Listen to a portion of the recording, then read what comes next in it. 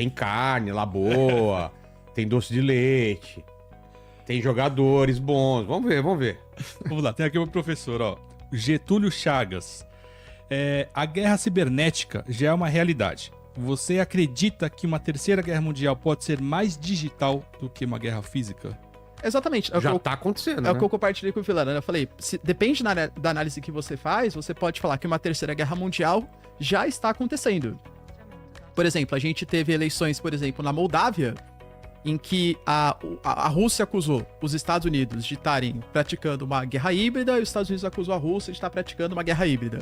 As eleições da Geórgia, por exemplo, que o partido mais pró-Rússia foi eleito, os Estados Unidos anunciaram que a Rússia que monopolizou e que convenceu ali, por meio de propaganda, enfim, as pessoas a votarem no partido mais pró-Rússia, e a Rússia fala que houve intervenção dos Estados Unidos.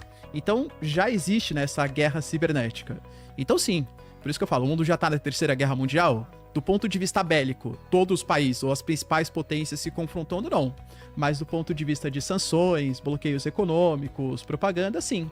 Por exemplo, a Microsoft, ela divulgou que nas eleições dos Estados Unidos, essas eleições agora, existiam fazendas de bots russos que estavam manipulando o voto do eleitorado americano para votar no Trump e não na Kamala Harris. Olha só. Porque era mais interessante para os russos.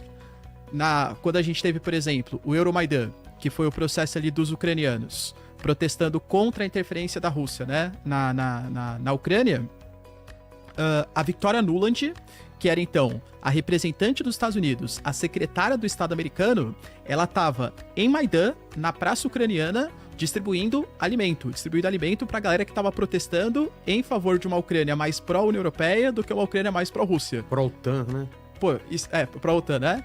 Pô, isso não é uma interferência direta dos Estados Unidos? Então não tem muito bonzinho na história. A Rússia interfere pelo seu lado e os Estados Unidos também interferem pelo seu lado. E outro dia derrubaram alguma coisa acusando que era espião chinês nos Estados Unidos, tempo atrás. Um balão, alguma coisa. A questão dos balões, né? Exato. Outro ponto interessante, a gente foi há 3 dias, esse final de semana, um cabo submarino ali próximo da região da Finlândia que foi cortado.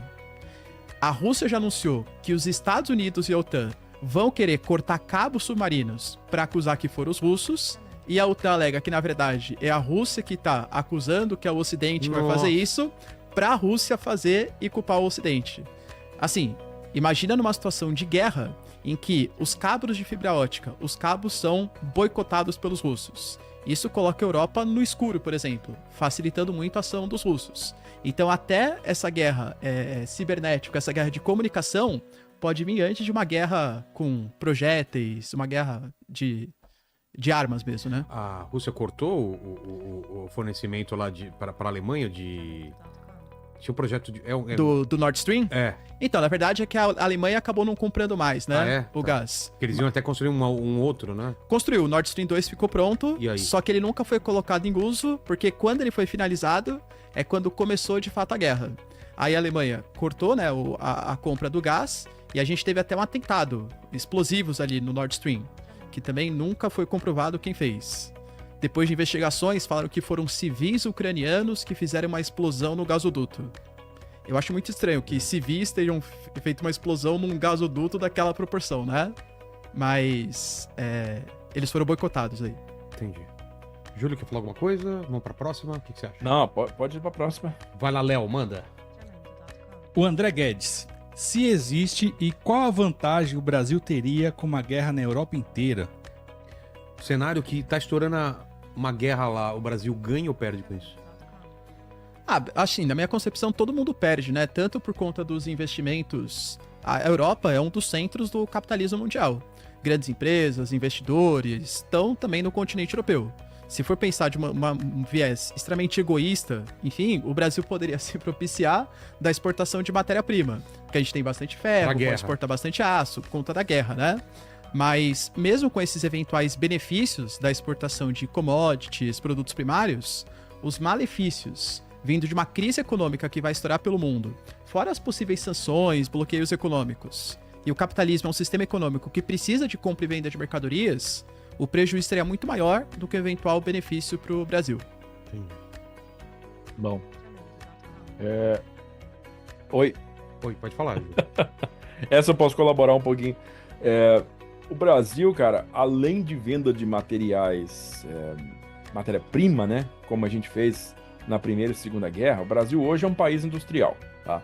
E uma guerra de escopo europeu, a gente pode presumir que mesmo com a troca nuclear, se for uma troca nuclear limitada àquela região ali, ó, a gente pode presumir que a base industrial europeia também vai sofrer bastante, né? Vai ser uma vítima bem primordial ali da ordem, da escala dos ataques. Então, de novo, o Brasil ele pode também exportar produtos industrializados, tá? Porque hoje a gente tem uma base industrial diferentemente de 80 anos atrás. A Argentina, que já tinha uma base industrial antes do Brasil ter, né? A Argentina se beneficiou muito da Primeira e da Segunda Guerra Mundial vendendo produtos para os europeus. Até que os norte-americanos entraram no conflito e tinham uma capacidade muito maior, vendiam mais barato para ganhar na quantidade e anularam as vantagens deles. Mas se foi uma realidade para a Argentina, é bem possível que seja uma realidade para o Brasil também. Se bem que no cenário de Terceira Guerra, né, a interferência na zona logística do Brasil para a Europa, né, poderia ser uma realidade também. E se a gente está falando de remontar cenários passados, é justamente a razão que leva o Brasil a entrar nas duas guerras mundiais, né? É justamente o ataque aos seus navios mercantes. Então, se existe uma forma, um cenário que eu creio que é mais plausível, né, do Brasil se envolver num conflito desse, de novo, uma repetição dos últimos 2 exemplos, dos últimos 2 casos. Navio brasileiro sendo afundado em curso para suprir algum comprador europeu ou norte-americano. Manda, Léo. Jaqueline 13. Quem financia a Ucrânia e quem tem o maior interesse em financiar nesta guerra? Em relação aos recursos, os Estados Unidos, né, são os maiores financiadores. Depois você coloca a Alemanha. Aí depende, né? Tem o apoio total e o apoio percentual. Do apoio total, em números absolutos, independente do tamanho do PIB, a gente pode colocar a França, o Reino Unido, os países bálticos, a Polônia também, um importante financiador. A Romênia, do ponto de vista percentual, também apoiou bastante, cedendo o sistema Patriot. A Romênia, eu coloco a Romênia como um destaque porque, de novo, a gente teve eleição esse final de semana na Romênia. E o eventual redução do apoio da Romênia vai pesar muito para a Ucrânia. A Ucrânia, por exemplo, grande parte dos recursos que ela tem é exportando os seus grãos. Só que a Rússia, durante grande parte do conflito, bloqueou o Mar Negro. Então a Ucrânia não podia exportar pelo Mar Negro. A Ucrânia fez um acordo com a Romênia, utilizando portos romenos, para conseguir escoar os seus produtos. E qual que era a outra pergunta? E o interesse, né? Isso. Acho que o interesse é muito mais uma tentativa de, como o Vilela falou, né? Vamos imaginar que a Rússia consolide o avanço em Zaporizhia, Kherson, enfim. Legal, aceitei agora. Quem garante que a Rússia não pode expandir isso para Polônia? Não pode expandir isso para outras áreas, inclusive membros da OTAN, entende? Então acho que é uma tentativa, assim, de mostrar que a Europa pode ser forte e resistir ao avanço dos russos. Finlândia tá meio preocupada, não tá não? A Finlândia, né? A Finlândia, por exemplo, tanto a Finlândia como a Suécia, elas tinham uma postura de neutralidade pós-Segunda Guerra Mundial. A Finlândia tem cerca de 1.250 quilômetros de fronteira com os russos